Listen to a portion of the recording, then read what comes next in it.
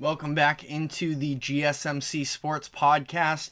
We were just touching on the NFL draft buzz surrounding some of the quarterback prospects in J.J. McCarthy and Michael Penix Jr., which takes me into this next segment about what the Cardinals should do with their upcoming draft pick. They are currently sitting at number 4 overall, and there have been a lot of discussions lately about the idea of them potentially taking a quarterback with that pick. Mike Tannenbaum of ESPN threw out the idea of they should draft J.J. McCarthy with the 4th overall pick and trade Kyler Murray. So I wanted to sort of dive into that discussion.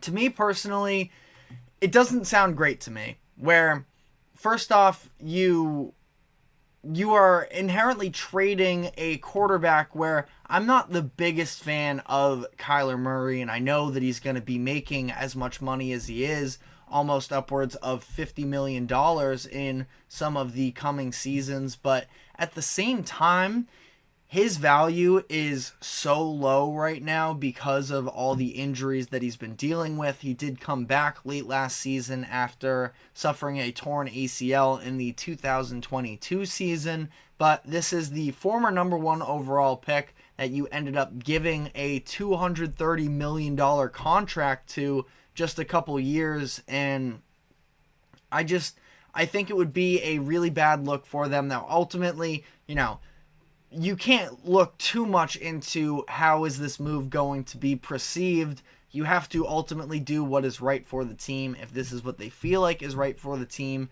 then so be it. Do what you have to do. But I also do think that Kyler Murray has shown flashes, and I'm going to defend somebody that I haven't been the biggest fan of through his career. I just don't know how much of an upgrade really a J.J. McCarthy would be. You are inherently selling low on a quarterback that was the former number 1 overall pick that you gave all this money to, that it's going to be difficult to move him. You saw with Justin Fields the trade market there, where another guy that could have some upside but hasn't fully shown it, and some of the contract situation that surrounded him was the concerning aspect of it. And in turn, they got just a 6th round pick, the Bears did. And for the Cardinals, I don't think you could get anything valuable really for this contract in Kyler Murray. I feel like you're way better off just rolling into next season with Kyler, and they saw enough from him that they felt the need to give him this contract. When he's fully healthy, he is a very effective quarterback, and it's been some years since we've seen that, but he showed those flashes early in his career that sort of, garnered the reason for them to go out and pay him all that money. And again, I didn't love the decision at the time, but, he made a couple Pro Bowls. He was the Offensive Rookie of the Year his rookie season, and I don't think that he is bad necessarily. Now, do I know if he's franchise level to the amount of money that they're paying him? I definitely don't. But again, to trade him off for nothing doesn't seem like a good decision in my eyes, especially for then taking the 4th quarterback off of the board. The risk reward just does not seem there for me. I believe that Kyler is better than J.J. McCarthy, and maybe I'm a little bit lower on J.J. McCarthy than a lot of people are. I can see the path with him to succeeding, but I just don't necessarily see it myself, and I don't see the need to make this type of a risk when the smarter thing for them to do probably is to trade this 4th overall pick and end up getting draft capital in the long term. The Cardinals are a team that I think is going to take a step forward this season, naturally just with Kyler Murray returning from injury, actually having a training camp and playing, but also the fact that they're now settling into this Jonathan Gannon system where I do believe Jonathan Gannon is an incredibly talented defensive mind and should be able to sort of maximize the players on that defense. They have this 4th overall pick. that you could put a generational receiver prospect in Marvin Harrison Jr. with Kyler Murray. Kyler, when he won the Offensive Rookie of the Year award, he had the final season of Larry Fitzgerald, who was, of course, Hall of Famer. Yes, he was older at this point. And he was specifically 36 years old. So wasn't the prime Larry years, but was a solid addition for them. They had a young Christian Kirk as well, so they had some weapons. As of late, they haven't really had that, and bringing in Marvin Harrison Jr. could help elevate Kyler Murray to some of those high-performing levels that we saw early on in his career.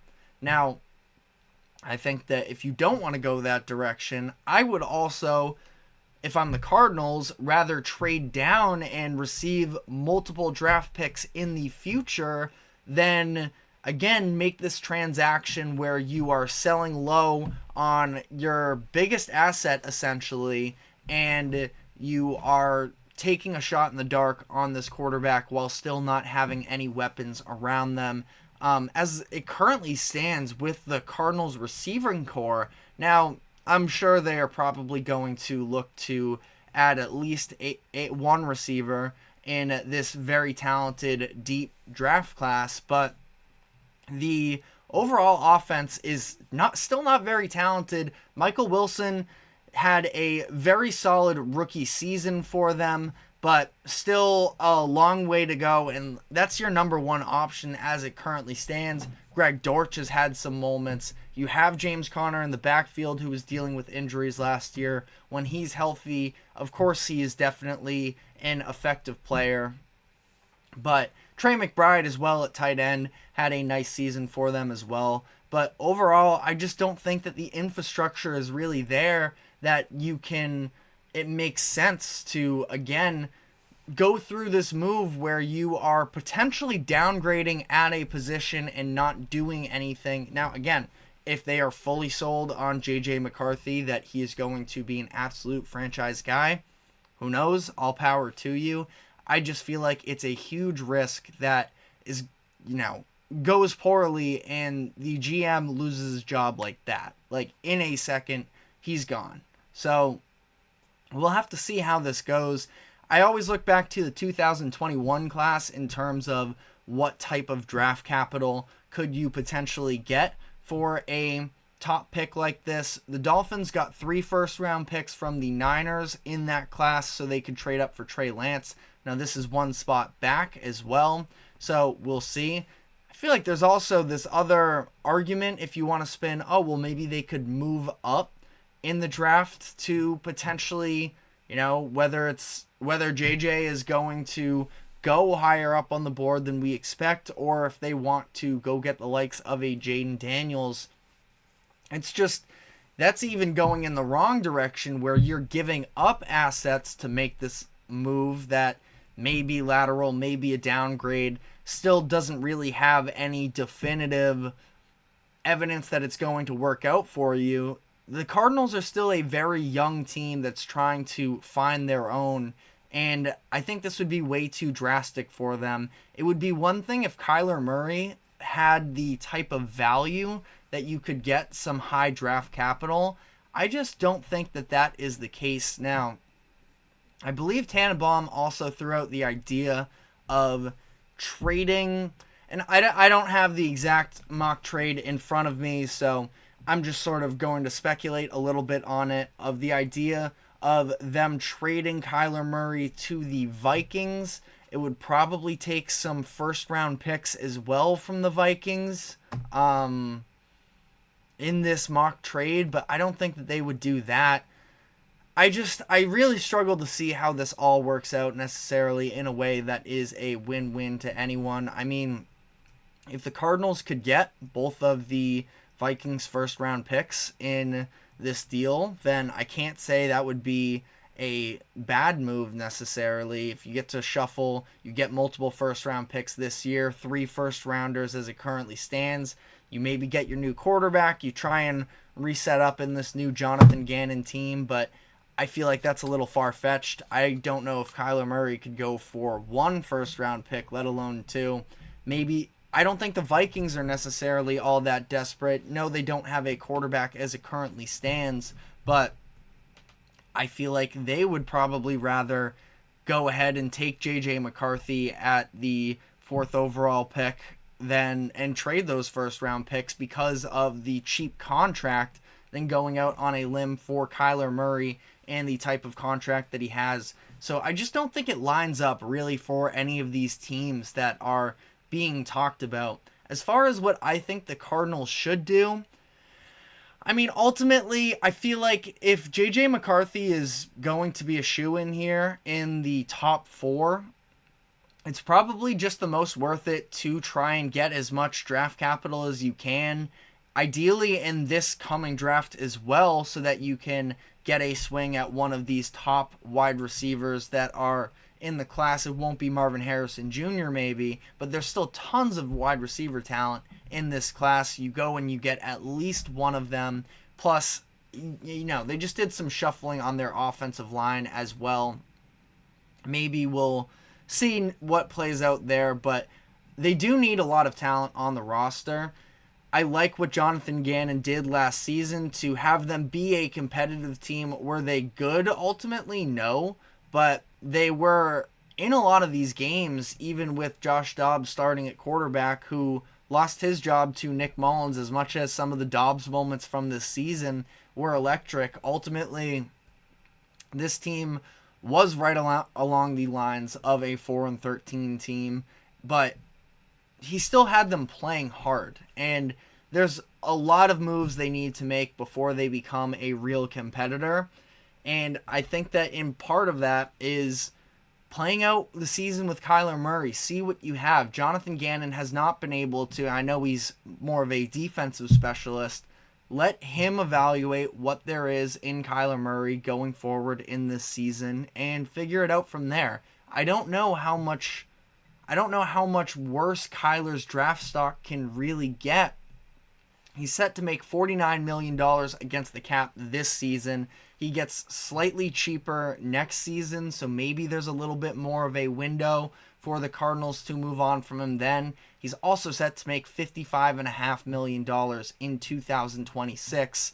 So trading Kyler doesn't really have any glaring spot. Oh, this is the time where it is the best time to move on from him.